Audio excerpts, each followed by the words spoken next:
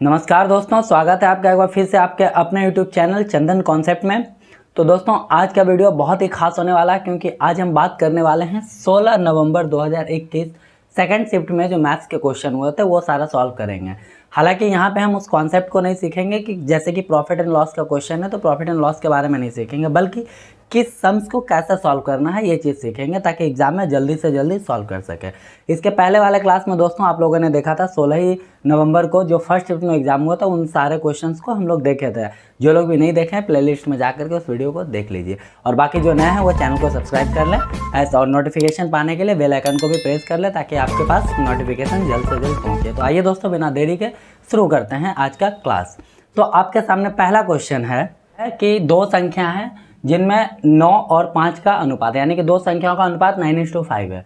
उसमें बोला जा रहा है कि बड़ी संख्या में जब हम 8 जोड़ते हैं और छोटी संख्या में जब हम 4 घटाते हैं तो जो बड़ी संख्या है वो छोटी संख्या का दोगुना हो जाता है। ठीक है, तो दोस्तों इस क्वेश्चन को सॉल्व करने के लिए बहुत सारे तरीके हैं, जैसे कि 9x मान लेते हैं, 5x मान लेते हैं, फिर 9x + 8 divide by 5x - 4 = 2:1 solve करके x का वैल्यू ला सकते हैं ऐसे। लेकिन एग्जाम में आया तो ऐसा सॉल्व नहीं करना। हमसे मांगा है बड़ी संख्या क्या होगा, आपको क्वेश्चन दिख रहा होगा। तो दोस्तों जब बड़ी संख्या मांगा है तो बड़ी संख्या का रेशियो जो है 9 है, यानी कि आंसर जो होगा वो 9 का मल्टीपल होगा, यानी 9 से कटना चाहिए जो मेरा आंसर है। तो दोस्तों 9 का मल्टीपल यानी 9 से कटने का जो रूल है वो है सारी संख्या को जोड़ना है, जोड़ करके जो रिजल्ट आएगा उसको 9 से डिवाइड देना। अगर वो डिवाइड हो जाता है तो 9 से कटेगा, अदरवाइज नहीं कटेगा। वैसे अगर डिविजिबिलिटी रूल आपको सीखना है तो आप हमारे डिस्क्रिप्शन में जा करके या फिर आप प्लेलिस्ट में जा करके वहाँ से आप वीडियो देख सकते हैं। तो देखते हैं 9 से कौन सा कटता है। तो दोस्तों 1 और 1 2 ये 9 से नहीं कटेगा, 4 5 और 1 6 ये भी 9 से नहीं कटेगा, 4 4 8 और 1 9 ये 9 से कटेगा, 4 और 1 5 ये 9 से नहीं कटेगा, यानी कि मेरा जो फाइनल आंसर होगा वो ऑप्शन सी हो जाएगा। ठीक है, आइए अगले क्वेश्चन की ओर बढ़ते हैं। हम बार बार बोल रहे हैं कि यहाँ पे हम कॉन्सेप्ट नहीं सीख रहे हैं, आपको मेथड नहीं बता रहे हैं, हम आपको ये बता रहे हैं कि एग्जाम में अगर ऐसा क्वेश्चन आए तो कैसे सॉल्व करना है। ठीक है, तो अगले क्वेश्चन की ओर बढ़ते हैं। अगला क्वेश्चन SICI से है और बहुत ही शानदार क्वेश्चन है दोस्तों। देखिए ये क्वेश्चन बोल रहा है कि रेट जो है 9% है, टाइम 2 साल है, यानी कि 9% पर एनम की दर से 2 साल का जो CI है यानी चक्रवृद्धि ब्याज वो 3,762 रुपये है। तो प्रिंसिपल क्या होगा?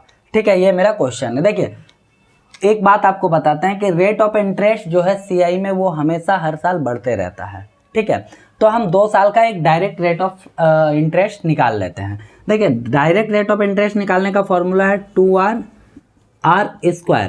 तो दोस्तों r का वैल्यू 9 है, जब हम इसको सॉल्व करेंगे तो ये आ जाएगा 18 पॉइंट, इसका मतलब ये 18 पॉइंट होता है, और 9 का स्क्वायर हो जाएगा 81, यानी कि 2 साल के रेट को हम डायरेक्ट निकालते हैं तो 18.81 आ जाता है, यानी कि 3,762 जो है 3,762 ये डिनोट करेगा, यहाँ पे देखिए 3,762 जो डिनोट करेगा वो 18.81 को डिनोट करेगा। ठीक है, तो हमें चाहिए 100 कितना, क्योंकि प्रिंसिपल जो होता है वो हमेशा 100% होता है।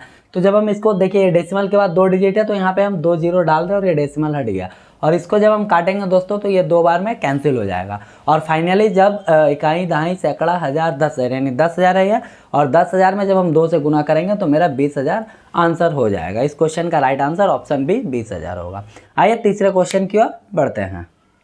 देखिए अगला क्वेश्चन है दोस्तों टाइम एंड वर्क का, बहुत ही शानदार क्वेश्चन है। आप यहाँ पे देख रहे होंगे, बोल रहा है कि ए जो है किसी काम का 2/5 भाग 6 दिन में करता है, वहीं बी उस काम का 30% जो है वो 3 दिन में करता है, और दोनों साथ मिलकर के 4 दिन तक काम करते हैं, उसके बाद सब छोड़ देते हैं। बाकी जो रिमेनिंग काम बचता है वो सी 6 दिन में पूरा करता है।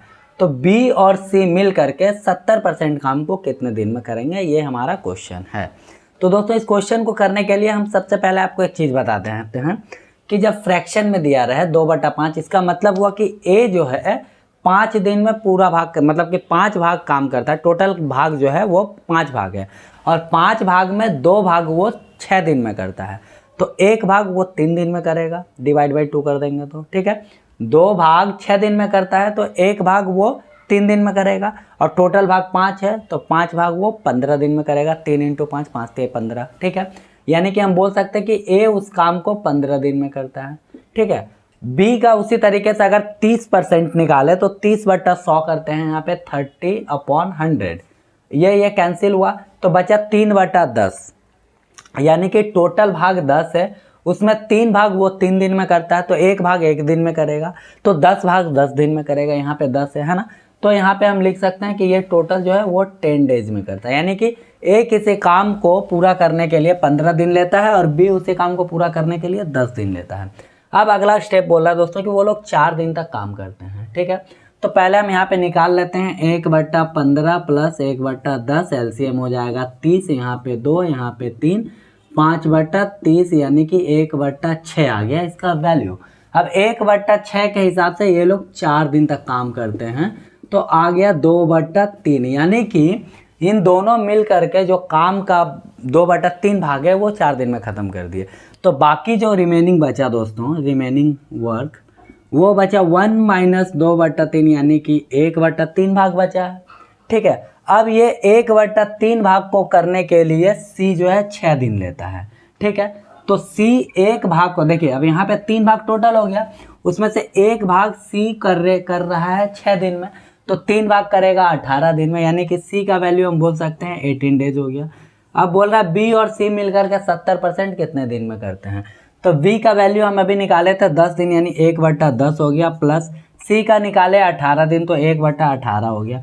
इन दोनों का एलसीएम निकालेंगे तो 90, यहाँ पे 10 9 हो गया, प्लस 18 का पर टेबल में 90 जो आता है 5 बार में आता है, ठीक है। तो यहाँ पे 5 हो गया, 9 5 14/90 भाग हो गया, ठीक है। यानी कि बी और सी मिल करके जो काम को है 90/14 उल्टा हो जाएगा, ठीक है। ये बी और सी मिल करके टोटल काम, इसको आपको पता होना चाहिए कि ये इफिशियंसी है, उलट जाएंगे ना, उलट करके ये 90/14 दिन हो जाएगा। फिलहाल अभी मैं ऐसे ही रखते हैं, ठीक। अब यहाँ पे बोल रहा है बी और सी मिल करके 70% को कितने दिन में करते हैं, तो भाई यहाँ पे हम लिख देते हैं, उल्टा हो जाएगा, ये 100/70 हो जाएगा। तो ये 0 से 0 कैंसिल, 0 से 0 कैंसिल, 7 से ये 2 बार में गया, यानी कि 2/9 इसका इफिशियंसी हो गया। और दिन निकालने के लिए ये इसका उल्टा हो जाएगा 9/2, और 9/2 का मतलब आपको पता है 4.5 होता है, यानी कि इस क्वेश्चन का जो राइट आंसर होगा वो ऑप्शन बी हो जाएगा, ठीक है। तो आई होप कि आपको अच्छे से सारा कुछ समझ में आ रहा है दोस्तों। आइए अगले क्वेश्चन की ओर बढ़ते हैं। देखिए अगला क्वेश्चन हमारे स्क्रीन पे है 523 प्लस 523 इंटू 523 भागा 523। तो दोस्तों ये सब सम्स के लिए पेन यूज़ नहीं करना, क्योंकि बोर्ड मास हमको पता है। अगर आपको नहीं पता है तो हम इसके पहले, यानी कि पहला शिफ्ट का जब हम पेपर करवा रहे थे वहाँ भी आपको हम बताया था। सबसे पहले डिवाइड करना, तो ये डिवाइड दे दिए, बचा 1 में फिर मल्टीप्लाई करना, तो ये 523 इंटू 1 हो गया 523, बचा एक प्लस 523, और 523 होता है 1046, यानी कि ऑप्शन सी मेरा राइट आंसर हो गया, ठीक है। आइए अगले क्वेश्चन की ओर बढ़ते हैं, ठीक है। देखिए एग्जाम में सॉल्व करना बड़ी बात नहीं होती है, ठीक है। मैथ्स या रीजनिंग ये सभी को सॉल्व करते हैं। आपको अगर एग्जाम क्लियर करना है तो उन लोगों से थोड़ा अलग करना पड़ेगा। कहने का मतलब हुआ कि टोटल सॉल्व नहीं करना, आपको जितना हो सके टाइम सेव करिए, ताकि ज़्यादा से ज़्यादा क्वेश्चन आप अटैम्प्ट कर पाएंगे, जिससे कि आपका एग्जाम क्लियर होगा। तो आई होप कि आप समझ रहे हैं हम क्या कहना चाह रहे हैं। तो दोस्तों आइए अगले क्वेश्चन की ओर बढ़ते हैं। देखिए अगला क्वेश्चन बोल रहा है कि एक वस्तु में 20% का छूट यानी कि डिस्काउंट जो है वो दूसरे वस्तु के 25% के डिस्काउंट के बराबर है। तो दोस्तों हम मान लेते हैं पहला जो वस्तु है वो x है और दूसरा वस्तु जो है y है, ये दोनों इक्वल है। तो यहाँ पे परसेंट कैंसिल, और इसको जब हम काटेंगे तो ये 4 और ये 5 आ जाएगा। और आपको पता है कि जब मल्टीपल में रहता है तो x का वैल्यू इधर वाला और y का वैल्यू इधर वाला हो जाता है। कहने का मतलब x का वैल्यू हो गया 5 और y का वैल्यू हो गया 4, यानी कि x का जो अमाउंट होगा वो 5 से कटेगा और y का जो अमाउंट होगा वो 4 से कटेगा। या फिर हम बोल सकते हैं कि x/5 y जो होगा वो 5/4 के रेशियो में होगा। तो ऐसा ऑप्शन अगर हम यहाँ पे चेक करें तो 5/4 का रेशियो में एकमात्र ऑप्शन सी हमारा मिल रहा है। तो इस क्वेश्चन का राइट आंसर जो है वो 50 और 40 रुपये हो जाएंगे, ठीक है। दोस्तों अगर वीडियो आपको कैसा लग रहा है ये चीज़ हमें कमेंट करके ज़रूर बताएं, ताकि हम भी मोटिवेट होकर के आपके लिए ज़्यादा से ज़्यादा वीडियो ला सकें। और अगर किन्हीं को एसएससी जीडी का लगता है ऐसा कि रीजनिंग के लिए भी हम वीडियो लाएं तो आप कमेंट बॉक्स में कमेंट करके हमें ज़रूर बताएं, ताकि हम आपके लिए रीजनिंग का भी वीडियो ला सकें। आइए दोस्तों अगले क्वेश्चन की ओर बढ़ते हैं। देखिए अगला क्वेश्चन फिर से एसआई और सीआई के लिए है। दोस्तों क्वेश्चन बोल रहा है कि रेट जो है वो 8% है, एसआई जो है वो 3040 रुपये है। कब? जबकि इस रेट के आधार पर 5 साल तक होता है, यानी कि रेट 8%, टाइम 5 साल और SI 3040 रुपये। तो प्रिंसिपल क्या है, ये हमारा क्वेश्चन है।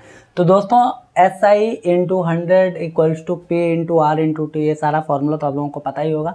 हालांकि ऐसा कुछ हम इसमें नहीं करने वाले, इसमें हम सीधे देखेंगे कि 8 पचे 40, यानी कि SI जो 3040 है, 3040 से ये 40% के बराबर है। तो 100% कितना, क्योंकि ये 100% जो है वो प्रिंसिपल है। ये देखिए ये x बटा y इंटू जेड के फॉर्म में है, जिसको हम डिनोट फार्मूला बोलते हैं। ये हालांकि कोई बुक में नहीं मिलेगा, कभी हम एक वीडियो में आपके लिए डिनोट फार्मूला पूरे डिटेल में आपको समझा देंगे, जिससे कि आप ज्यामिति, मेंसुरेशन, किसी भी जगह पे, इवन ट्रिग्नोमेट्री में भी ये मेथड को आप लगा सकते हैं। तो अगर आपको डिनोट फार्मूला जानना है तो कमेंट बॉक्स खुला है, कमेंट बॉक्स में कमेंट करके बताइए, ताकि आपके लिए हम डिनोट फार्मूला का भी एक वीडियो जल्दी से ला सके।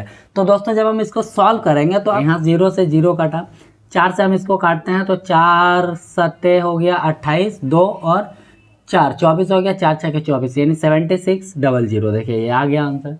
ठीक है, आई होप कि आपको अच्छा लग रहा होगा। दोस्तों SOD एक अलग मेथड है, आप अभी समझना चाहेंगे तो पूरा डिटेल में यहाँ पे हम नहीं बताएं, पूरे डिटेल में SOD का भी एक अलग क्लास हम आप लोगों के लिए देंगे।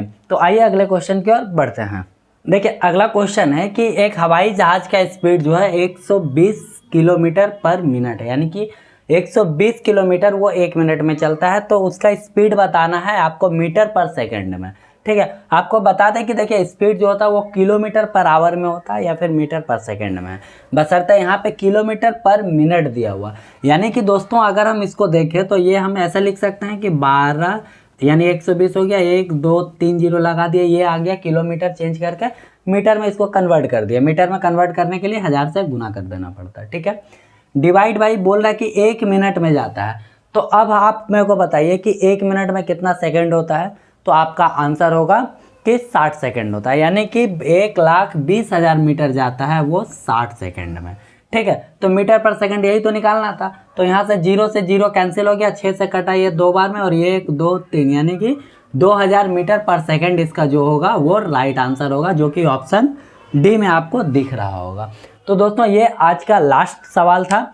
इसके बाद का वीडियो जो होगा वो सेकंड शिफ्ट का ही, यही 16 नवंबर का ही पार्ट 2 होगा, जिसमें बाकी जितने क्वेश्चंस बचे हैं वो सारा क्वेश्चन वहाँ पे लाएंगे। तब तक आज के लिए इतना ही, मिलते रहेंगे आपके साथ एक अच्छे वीडियो में। तब तक के लिए जय हिंद।